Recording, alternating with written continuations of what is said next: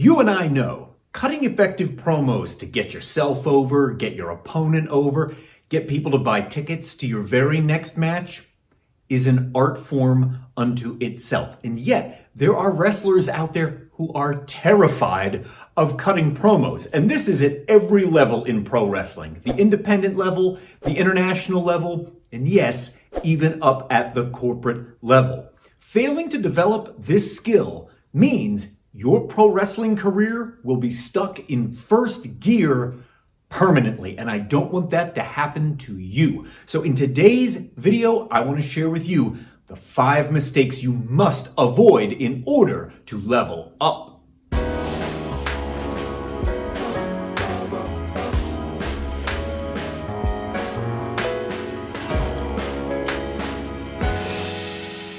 I'm Mike Quackenbush, and this is Till We Make It. If you are as passionate about the craft of professional wrestling as I am, then you have landed in the exact right place. What are you waiting for? Go ahead and join the Till We Make It tribe. Subscribe right now. I have already heard the revving up of construction vehicles just outside, and if you hear it too during today's episode, I'm sorry about that. I'm powerless to stop them. I want to shout out my newest patrons over on Patreon, and just a couple of the fine folks who have joined me include Alexander, Aspen, Christian, Dario, and Dark Duck. Thank you guys for coming on board. If you want to join this awesome roll call of all my patrons and support the work of Till We Make It, you know there's a link down below. In the descriptus! If you've been kicking around this channel for any length of time, at least once I bet you've heard me say that one of the many hats I wear in wrestling is that of a consultant. And that means that individual pro wrestlers, or sometimes whole organizations, hire me to watch a match or a promo or an entire event, and then offer them my feedback. I'm looking for areas of improvement and then showing them a path to strengthening that part of their performance, whether it's between the bells or it's on the microphone or it's as a complete presentation. What we are going to cover in today's video are mistakes I saw made multiple times in the material I watched just in the last 9 days. And I watch a nearly superhuman amount of pro wrestling, not always because I enjoy it, but because it is my job. And these things are those that we can course correct for with the next promo that you cut. So we're going to count them down from 5 up to 1, but I want you to know, number 1, these are in no particular order. And number 2 on the countdown is my single biggest pet peeve that started happening recently in pro wrestling. So please listen carefully. Especially to that one. Here we go. Number 5, value beats belts. When you cut promos, are you making this mistake? I am the unified quantum physics champion of the Lehigh Valley. To be really clear here, the mistake is not in saying the name of the championship, no matter how ridiculous it might happen to be. The mistake is in thinking that the championship title belt somehow takes the place of your value, and you have to clarify that in every promo that you cut. So what value do you add? Do you add the value of strength, size, speed, skill, something else? You have to articulate that. Saying the name of the title that you hold will never supplant your value. This next one is really powerful, and it will level up the effectiveness of your promos immediately. So listen carefully. Number 4. Open the loop.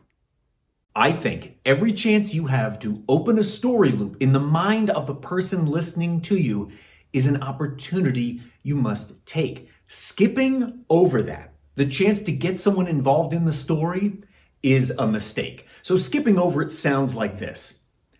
Everyone saw what you did to me last weekend. Instead, open the story loop up nice and wide and invite them into the story. It sounds like this.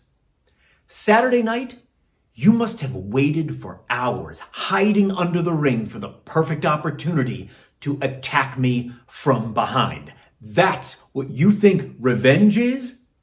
Here, you've opened the story loop up enough that someone can become invested in what's going on. Number 3, starting in the wrong place. Hey, if you're getting something out of today's video, would you leave me a like-a-palooza down below? Thank you very much. Mistake number 3 is starting in the wrong place. It sounds like this. This Saturday, March 22nd, it is the St. Patrick's Day Massacre in Barnesville, Pennsylvania at the Barnesville Thunderdome. It's a mistake to front-load all those details. The when, the where, the title of the show, which doesn't sell a single ticket. You know, if you've taken my class Cut Masterful Promos, we refer to these pieces of information as process pieces, and you cannot lead with them or you're going to lose that viewer. They're going to click away, swipe away, they're gone in a matter of seconds. Instead, you got to hook them with something and then only later on drop in those process pieces. Number 2, unless it's a limo. Don't shoot promos in your car. Just don't. Please. Every single wrestling event out there is competing for customers' disposable income. And we aren't just competing against other wrestling events, we're competing against what movies are opening this weekend at the cinema. Is there a concert in town, a carnival passing through, etc., etc.? We're competing for people's entertainment dollars, and you've got to supply some value if you want them to part with that money. So, at the very least, find a blank wall.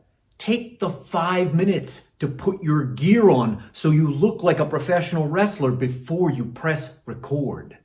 Number 1, better get specific. Have you ever heard a generic line like this? And I hope you realize that you've never faced anyone like me before. May I just say that when I threw it out to my gang that I needed to film some bad promo examples, they showed up and really delivered. It's a mistake to include generic wrestling chatter in your promos. Lines like, "You've never faced anyone like me before," or "I'll show you why I am the ABC wrestling champion," are forgotten before you're even done speaking them.